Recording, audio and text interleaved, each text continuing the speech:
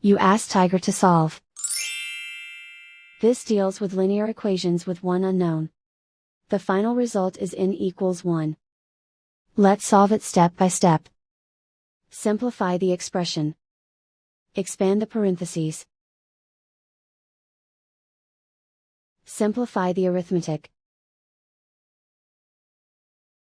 Swap sides.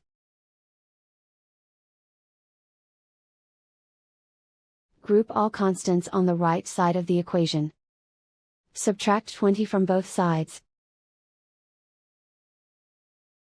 Simplify the arithmetic.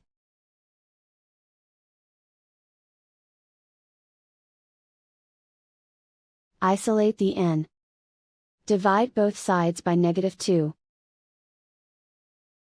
Cancel out the negatives.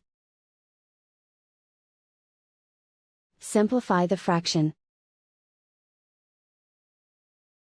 Cancel out the negatives.